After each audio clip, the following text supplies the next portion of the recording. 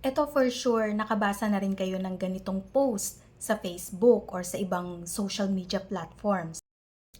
May mga post sa Facebook na inaalok kayo na maging investor ng kanilang negosyo. Why? Magba-branch out daw sila, mag-e-expand sila, mag-open sila ng panibagong branch. So, kailangan nila ng additional na pondo, kailangan nila ng mga bagong investors or mga partners sa kanilang negosyo. Mukha nga namang legit, di ba? Meron kasing dalawang negosyo na pag-aari ng dalawang tao na nagpo-post sa kanilang social media accounts para mag-invite ng investor sa kanilang negosyo kapalit ng high monetary profit. Ibig sabihin, malaking tubo.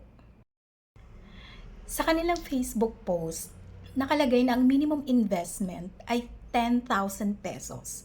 And itong 10,000 mo ay kikita ng 10% monthly. At ang contract period ninyo ay for 1 year. So sa loob lamang ng 10 months, imagine, dumoble na yung kapital mo.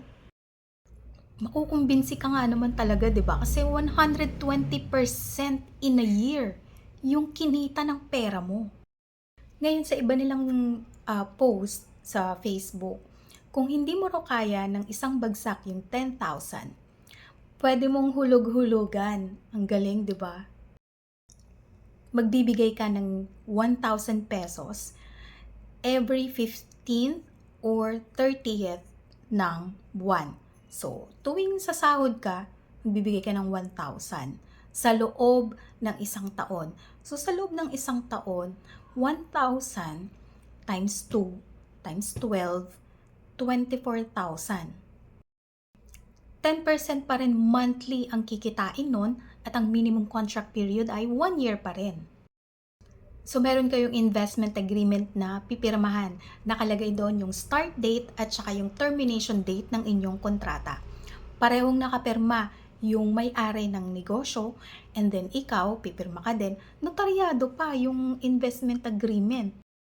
Ngayon ang sabi ng SEC, yung ganitong business activity, nagsusolicit ng investment from the public, ay nangangailangan ng license mula sa SEC. Hindi lamang ito yung lisensya na irerehistro mo sa SEC ha, iba yon. Yung license na tinutukoy dito ay yung lisensya para magbenta ka or mag-alok ka ng securities sa publiko.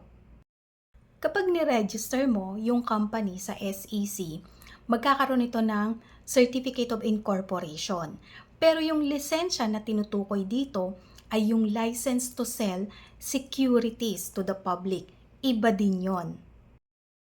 Yung license to sell or solicit investments from the public ay nakalagay sa Section 8 ng Securities Regulation Code. Kaya dapat registered sa SEC at may license to sell ang kumpanya bago ito mag-alok ng investment sa publiko. Kailan ba natin masasabing may investment? Kapag naglagay ka ng pera sa isang enterprise na nag-e-expect ka ng profits o kita. Ayon nga sa SEC, yung ganitong scheme ay may characteristics ng Ponzi scheme. Ibig sabihin nito, yung pera na makukuha mula sa mga bagong mag-i-invest o sa mga bagong investors or recruits, yun ang ipambabayad na tubo or kita sa mga dati ng investors. So, ang tawag po dito ay fake na kita or fake profits. At yung ganitong business scheme ay pabor lang sa mga naunang recruits. Pero detrimental ito sa mga bagong recruits, lalo na kung wala na silang ma-entice na new investors or wala na silang mahikayat.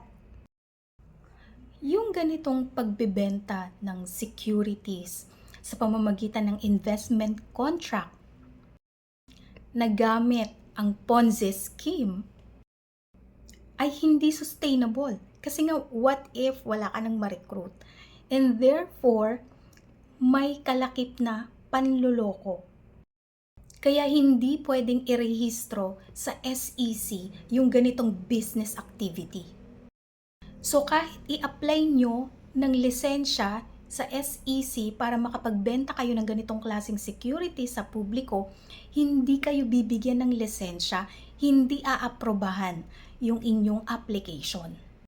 At ayon pa sa definisyon ng Republic Act 1165 or Financial Products and Services Consumer Protection Act, ito ay considered na isang investment fraud. Dahil yung mga ibinibenta sa publiko na securities ay hindi registered sa SEC and may kalakip na deception o panluloko yung pag-aalok ng ganitong investment sa publiko. Kaya pinapayuhan ng SEC ang publiko na tumigil na sa pag-i-invest o wag nang mag-invest dito sa activity na ito ng kumpanya. Ngayon, kung ikaw ay salesman, broker, agent, dealer, influencer, representative, promoter, recruiter, upline, o endorser, ikaw ay may pananagutan. Pwede kang magmulta ng 5 million pesos or pwede ka ring makulong ng 21 years. Okay? Or pwedeng pareho kang patawan ng pagkakakulong and multa na 5 million pesos. Ngayon, pag may mga na-encounter kayong ganitong offer, para lang makasiguro kayo, okay, pwede kayong mag-email sa SEC. Mag-email kayo sa epd@sec.gov.ph. May sasagot po sa inyong katanungan para lang makita nyo or ma-verify nyo kung legit nga ba yung inaalok sa inyo ng kumpanya or yung nabasa nyo sa Facebook post, ganon. Kasi sobrang dali na lang kayong mag-market ng kahit ano. Ipopost mo lang online. Kapag nag-viral yan, kita ng lahat ng tao. So napakadali nang i-alok yung negosyo mo o yung ibinibenta mo o yung ang dali lang mag-market ngayon dahil nga sa social media. Kaya kung hindi kayo sigurado po, pwede po kayong magtanong sa SEC. By the way, yung tinutukoy kong kumpanya rito na na-issuehan ng advisory noong June 25, 2024 ng SEC ay Ella Rica's Kitchen. So ngayon, narinig nyo na, wala silang lisensya mula sa SEC para mag-alok or magbenta ng securities gamit ang Ponzi scheme